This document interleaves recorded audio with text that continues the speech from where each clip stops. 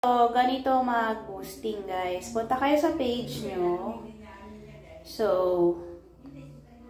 dapat, yung binus nyo, dapat naka-check-in. Katulad nito, nakalagay, is Boro Place, Angono, Phase 3 is in Angono. Ayan, mas effective yan. Kaya lang, yung nilagay pa yung layout ng parang hindi na kailangan. So, ito muna ibubus ko. Yung maganda, kailangan appealing yung picture. So, ito yung ibubus ko kasi maganda yung mga pictures niya. Malinaw. Tapos, ito. Ibubus ko siya. Yan. Pili kayo anong gusto nyo. Automatic, engagement. O gusto nyo diretso tawag sa inyo. Maganda din yan. Yung mga mayayaman, gusto nila tumatawag na lang eh. Pero kung mapapalitan nyo, maganda na yung send message. Kasi, at least nakikita nyo kung sino yung buyer nyo. Malalaman nyo yung pangalan, nababalikan nyo. So, example, ito yung nakalagay sa address nito, Philippines. Masyadong broad. Dapat, pipili ka ng target area mo. So, baguhin mo siya according kung saan ka maghahanap ng buyer. Diba? Dito ka maghahanap ng buyer. Kasi Angono yung binibenta mo eh. So, 7 miles from Angono is Boro. Nandun yung buyer mo. Andun yung potential buyer mo. So, pwede rin malapit dito sa Makati, Pasig, Taguig. Kasi 45 minutes lang naman yan.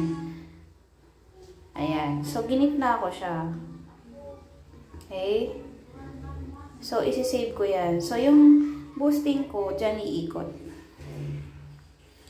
Tapos, yung add interest, pipili ka ng mga interest ng buyer. Example, magbabrowse ka.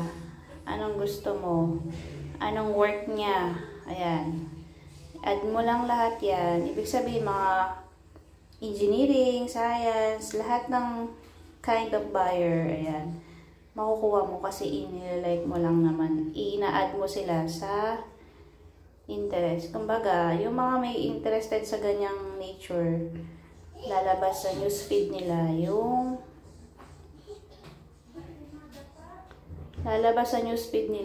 ads mo. So, ayan. Ina-add ko lang. Tapos, example, ito. Hindi masyado ako sa games. Karamihan ng mayaman, may hobbies yan. So, sun art, home garden, mahilig sila sa gardening. So, ayan.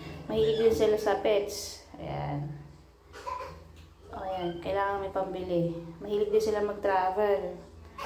Kasi may budget sila sa traveling. So, may pera sila sa bahay na mahal. Ayan.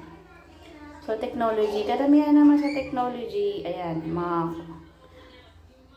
call center agents. Ayan. Pwede mong makuha yung consumer electronics, mahilig sa gadgets. Ayan. Ayan. So, yun yung mga choices ko. Ayan, ang dami na, diba? So, yan yung mga target kong buyers. O, isave. Browse naman natin to. So, okay na to. Lahat ng kind of work or career, in-add ko na. Isi-save natin. So, yung age, lakihan natin yung age. Ayan. Estimated audience, 5.3 million. Dami, diba? So, binadgetan ko siya ng 500. Sa 500 daw na yun, meron akong 5.1. Ayan. 450, 4.6 thousand lang. Hanggang Sunday ang boosting.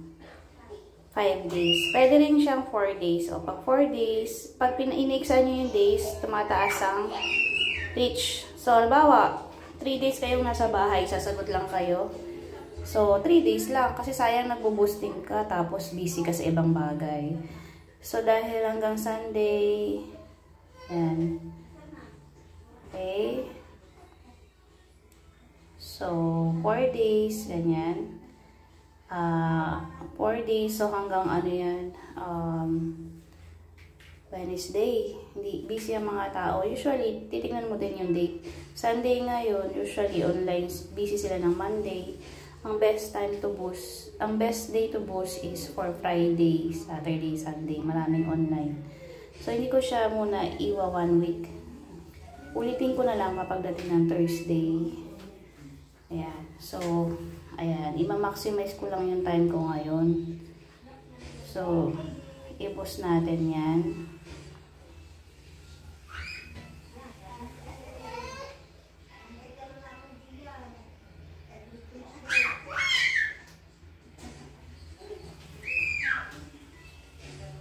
Ayan, naka-boost na siya. So, intayin na lang natin. Mag-a-approve yan. Ayan, na-reject yung ano ko dahil may nilagay ako something sa interest. So, yan yun. Intayin na lang natin after.